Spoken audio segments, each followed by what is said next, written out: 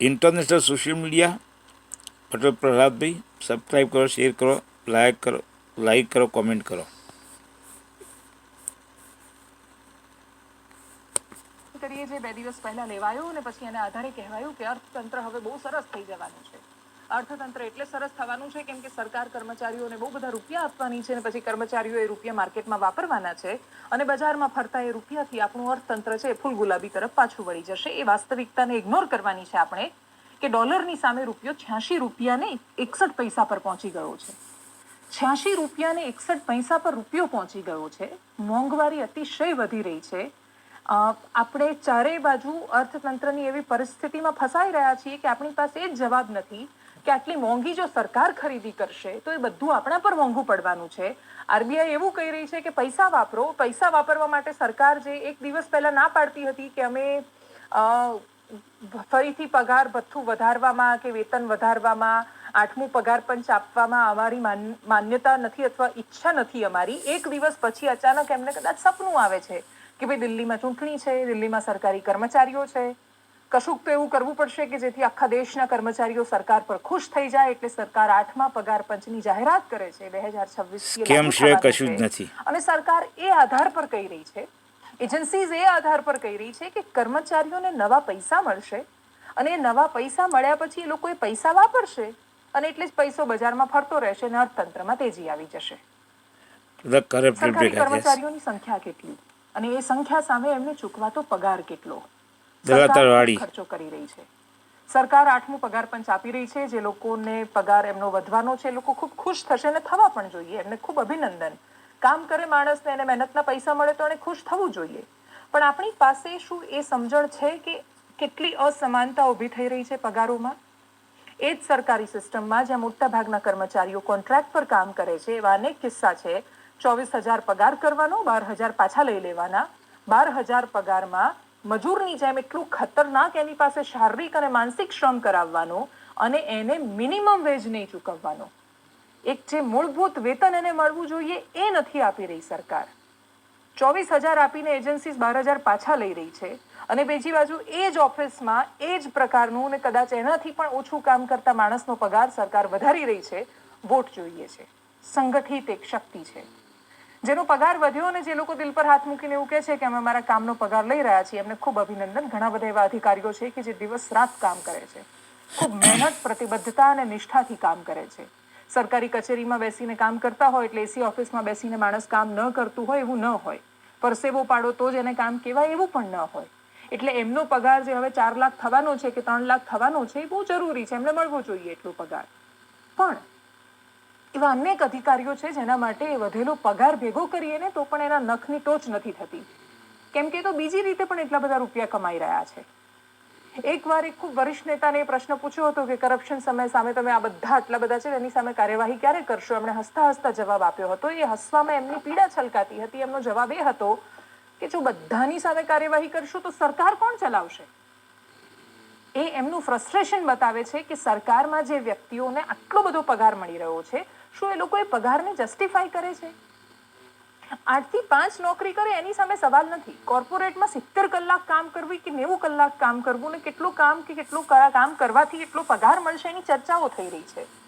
એટલા બધા ફ્રસ્ટ્રેશનમાં અને અકળામણમાં માણસો ખૂબ ભણ્યા પછી જીવી રહ્યા છે। સરકારી પરીક્ષાઓમાં આપણે હવે કોમ્પિટિશન નહીં વધારવી જોઈએ, પ્રાઇવેટ સેક્ટરને આપણે એટલું બધું મજબૂત કરવું જોઈએ। પ્રાઇવેટ સેક્ટરમાં 3 લાખ પગાર ક્યારે થાય માણસનો? એ કેટલી મહેનત કરે, કેટલું ભણે, કેટલી એનો બુદ્ધિ ક્ષમતાનો ઉપયોગ કરે, કેટલા કોર્પોરેટ પોલિટિક્સમાં અંદર થાય અને થાકી જાય, એની રજાઓ પૂરી થાય ને એની ઉપરની એક રજા પણ એને મળે તોય એને તકલીફના સમસ્યાઓ સામે આવે ત્યારે એ મહિનાના 3 લાખ પગાર પર પહોંચે છે। સરકાર જે રીતે પગારનો વધારો કરી રહી છે એ અધિકારીઓનો અને કર્મચારીઓનો હક છે, પણ માત્ર એનાથી જ અર્થતંત્ર ફૂલ ગુલાબી નથી થઈ જવાનું। એ અસમાનતા જો સરકાર જ્યાં સુધી દૂર નહીં કરે અને એ એક સિસ્ટમ નહીં હોય આપણી પાસે, એટલે ડોજ ત્યાં તો અમેરિકામાં તો કહી દીધું કે ડિપાર્ટમેન્ટ ઓફ ગવર્મેન્ટ એફિશિયન્સી, કે સરકાર કેટલી પ્રતિબદ્ધતાથી કામ કરી રહી છે, ખોટા ખર્ચા ક્યાં થઈ રહ્યા છે એ બધાનું નિયંત્રણ રખાય। મોદીનો જ ખોટો ખર્ચો સાચો સવાલ રહ્યો, બધા દલાતર વાળી ભેગા થયા છે અને આપણી પાસે જેટલા સ્ટાફની જરૂર છે એના કરતા વધારે છે કે ઓછો છે? ઓછો છે તો ઈવીએમ સ્કેમ અને કરી રહ્યા છે સરકારી કર્મચારીઓ ભ્રષ્ટાચાર કરે છે સરકારી પગાર શું કામ ખાઈ અને રહ્યા પૈસા પાછા વધારાના હોય બેંકોમાં સરકારમાં આવે એટલે સરકારીમાં આવે ખેડૂતોને આપો નહીં ના કરતો સાચું કરો. આ પેલું ગાયને દૂધ પેલું પાણી પીવડાવે ત્યારે પેલું કે પોહે પોહે એમ કરીને દૂધ પીવડાવે પાણી પીવડાવે રાખે જેથી સારું દૂધ આપે. કારણ કે બધા ગોદી મીડિયા અને બધા સરકાર કરે તો સમજ્યા મીડિયામાં આવે ખેડૂતો મીડિયામાં કયો આવે. એમની સિસ્ટમ એટલે એફિશિયન્ટલી કામ નથી કરતી કેમ કે કર્મચારીઓ જેમને સરકાર જ કર્મયોગી કહે છે કર્મયોગી હા કરવા વાળા જ છે બધા. એ પોતાનો પગાર જસ્ટિફાઈ નથી કરી રહ્યા. એ પ્રાઇવેટ સેક્ટરમાં આ જ ક્ષમતા કે આ જ પ્રકારનું કામ કરતા તો શું એક પ્રાઇવેટ કંપની એમને એટલો પગાર આપતી? જો ફૂલ પગાર જોવું છે ને ભ્રષ્ટાચાર કરવો છે સરકાર કયા આધાર પર એવું ઈવીએમ સ્કેમ વાળા બધા કે પગાર આટલો આપી દેવાથી અર્થતંત્ર બહુ બધા એકબીજાને સંડોવાયેલા જ છે બધા એક પગાર શું માત્ર પગાર બહુ દેશનું ઉકાળવાના બધા છે. અને જો એમના કમાવાથી અર્થતંત્ર ફૂલ ગુલાબી થવાનું હોય તો બોર્ડરના જિલ્લા અધિકારીઓને પૂછો ડોલરમાં રૂપિયો ખતમ થવા મળે ભાવ પગાર વધો કોઈ ક્યાં જરૂર છે આપો ખેડૂતોને બિચારો ને ગરીબ ખેતી પ્રધાન દેશ છે ખેડૂતોને આગળ કરો તો દેશ આગળ છે. ભારતને શું ફાયદો થઈ રહ્યો છે? આ કોઈ પ્રશ્નનો સરકાર પાસે જવાબ નથી. એવરેજ સેલેરી મોદી મીડિયા ખાલી 90% લાઈવ સમાચાર પીછે જાય છે લોકોને મગજ ખલાસ કરે છે. ફરવા જવા કરતા એ પ્રશ્ન એ છે કે ભારતીયો તો જે 8 કરોડ રૂપિયા કમાય છે મિલિયોનર બને છે તો ભારત છોડીને જઈ રહ્યા છે. હજારો માણસો છે દેશ છોડી રહ્યા છે દુબઈમાં જઈ રહ્યા છે. દેશ જ છોડવું પડે કશું મોદીએ બાકી જ નહીં રહેવા દીધું પૂરું કરી નાખ્યું બધું.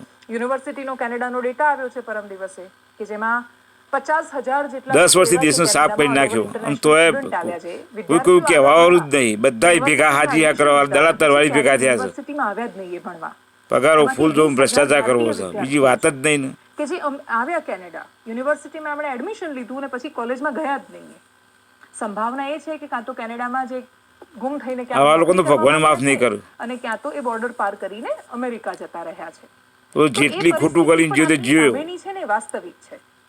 આપણે ઇલેક્શન ફંડનું કરીશું ને બહુ સરસ વાતો નેરેટિવ સેટ કરવાથી વાસ્તવિકતા નથી બદલાતી. વાસ્તવિકતા હોય ને તમને નેરેટિવ એ વાત સુધી પહોંચાડવામાં મદદ કરતો હોય છે. હકીકત એ છે કે જેની પાસે પૈસા આવે છે ને ભાજપા વખત ભાજપમાં હતા અત્યારે તો બધા 90% બધા ભ્રષ્ટાચારી ભેગા થયા છે. લક્ઝમબર્ગ આલિયન માલિયા 4 દેશ એવા છે જેની એવરેજ સેલેરી એટલે સ્વિટ્ઝરલેન્ડની સેલેરી છે 5.5 લાખ એવરેજ મહિનાની સેલેરી ત્યાં મળે છે.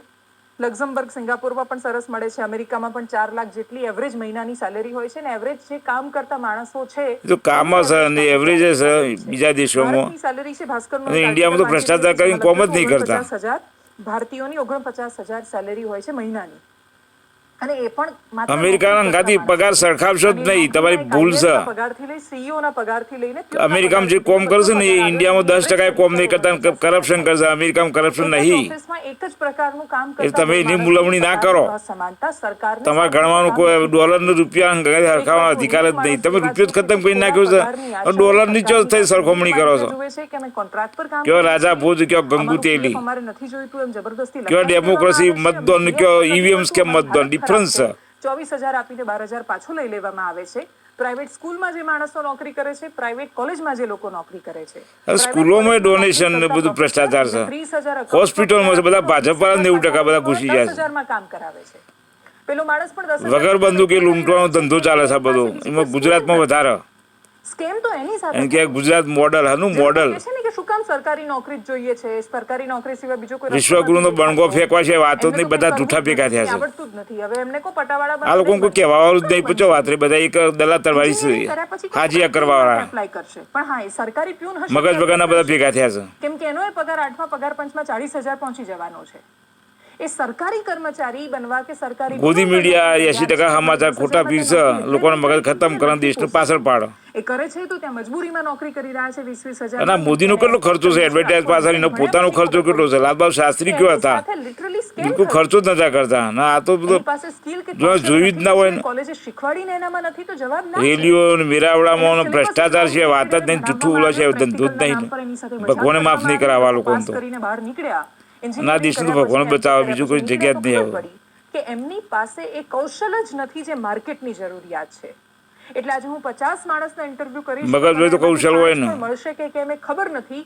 એવા માણસો કે જેને કામ કરતા આવડતું હોય અથવા જેને કામ કરવું હોય.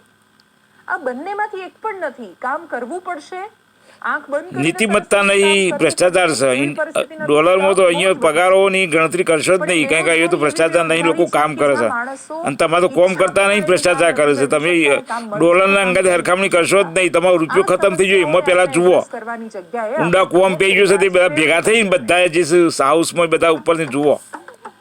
મેનિફેસ્ટો જાહેર કર્યો, એમાં મફતની વાત કરી, એ જ મેનિફેસ્ટો એટલે ઓલમોસ્ટ કોપી છે જે આમ આદમી પાર્ટી કરી રહી છે. કોંગ્રેસ પણ એ દિશામાં છે. બધા જ લોકો બધું જૂઠું સાથે બધું. આ મોટા મોટો જૂઠો આ રહ્યો છે. દેશમાં કેટલા ટકા માણસો ઇન્કમ ટેક્સ ભરી રહ્યા છે? કેટલા માણસો છે કે જે પરિસ્થિતિમાં છે કે ટેક્સ ભરી શકે? ખેડૂતોની એ હાલત નથી કે તમે એની પાસેથી ટેક્સ વસૂલ કરી શકો. ખેતી ટેક્સ ફ્રી છે ને તોય ખેડૂત નુકસાનમાં છે. આવી પરિસ્થિતિમાં એ અમુક ટકા માણસો કે જે દરેક નાની વસ્તુમાં ટેક્સ આપી રહ્યા છે ને તમારે દરેક નાની વસ્તુમાં ટેક્સ એટલે લેવો પડે છે કેમ કે તમે એની પાસેથી ટેક્સ લેવાનું કલ્ચર રાખ્યું જ નથી જે માણસો હકદાર હતા ટેક્સ આપવાના. અને અંતે તમે શરૂ કરી દીધું છે રેવડી કલ્ચર. અને હવે એટલી બધી સ્પર્ધા થઈ ગઈ છે કે કોને રેવડી કહેશું ને કોને પ્રસાદ કહેશું. જે ભારતીય જનતા પાર્ટીએ છેક સુધી આમ આદમી પાર્ટીની ખૂબ ટીકા કરી એવું કહીને કે આ રેવડી છે, આ ઈવીએમ સ્કેમથી બધા ટિકિટો પૈસા લઈને ટિકિટો આપીને પરિણામ ખરાબ આવ્યા. બધા ઢીલા જેવું થઈ રહ્યું છે. બધા અભણ ભેગા થયા. ચારે બાજુ રેવડી અને કોઈ કોણ કોણ સલાહ આલન શીખવાડન કરે. બધા ઘોડા મોસમ ટોળું ભેગું થઈ જાય પાર્લામેન્ટ. ઈવીએમ સ્કેમનું ટોળું ન લઈ જાય એ વધારે મહત્વનું છે. વેનેઝુએલા અમેરિકાની એકદમ નજીકમાં આવેલો એટલો સુંદર દેશ છે. એની પાસે એટલી બધી આર્થિક સંપદા છે. એના પેટાળમાં સોનું છે. મોદી તો પાકિસ્તાન કરતા ખરાબ પોઝિશન લાઈન મૂકી દે. પેટાળમાં એટલી બધી ખાણ ખદાન લોકોના મગજ જ નહીં પૂછ્યું. એના ખબર ઓકળા જોવું ખબર પડે કે આયાત નિકાસ રૂપિયાની વેલ્યુ ને બધું જીડીપી ને બધું. કેમ કે એક વખતે ત્યાં દેશના શાસકે નક્કી કર્યું કે આપણે બધાને ઘણું બધું ફ્રીમાં આપી દઈશું. અને એકવાર જ્યારે ફ્રી મળે છે ત્યારે જનતા દેવાયત પંડિત 500 વર્ષ પહેલા કહી જતા ગોચીની ગોણી દેશ પીલા છે. 10 વર્ષથી અત્યારે ગોણ નીકળી ગયું પબ્લિકનું. ફ્રીની વસ્તુઓ છે મોંઘવારી કેટલી વધી જાય. કર્મચારીઓ કહેવાવાળું જ નહીં. એ વાતને પોતાનો અધિકાર સમજવા પણ તમે સત્તા ચલાવો, પબ્લિકને લેવા દેવા નહીં. પણ 3000 તો મને મહિને મળવા જ જોઈએ. આ તો મારો હક છે. તમે એ યોજનાઓ બંધ વ્યવસ્થિત થવું જોઈએ ને બધું. અને જ્યારે બંધ નથી કરી શકતા ત્યારે દેશનું અર્થતંત્ર કેવી રીતે ગતિ કરી રહ્યું છે દેશ ચલાવવા લાયક જ નહીં. બધા દિવસ કદાચ ખૂબ વિસ્તારથી જવાબ આપે એવી અપેક્ષા રહેવાની છે. દુનિયાની અંદર સૌથી ખરાબમાં ખરાબ વડાપ્રધાન ઇતિહાસમાં મળ્યો સારી પહેરવેલો. 10 વર્ષથી આખો દેશ લૂંટાય છે. માજા મૂકી દે પોતાની તો એ દરેક સરકારો એવું કહે કે અમે બધું ફ્રીમાં આપવાના છીએ. ખેડૂતો મદદ કરો બિચારા ગરીબોને. આપણી પાસે બે રસ્તા છે. ખૂબ મજબૂત અર્થવ્યવસ્થા બનવાનો અને કાં તો વેનેઝુએલા જેવી દિશામાં જવાનો. અપેક્ષા રાખીએ કે આપણી સરકારો અને દરેક પક્ષો આપણને જવાબ આપે કે તમારે અમને મફત ખેડૂતોને મિલિટરી વાળા મદદ કરવી જોઈએ જે દેશની સેવા કરે છે અસલમાં. એનાલિસિસમાં અત્યારે બસ આટલું. જો આપ અમને યુટ્યુબ પર જોઈ રહ્યા છો તો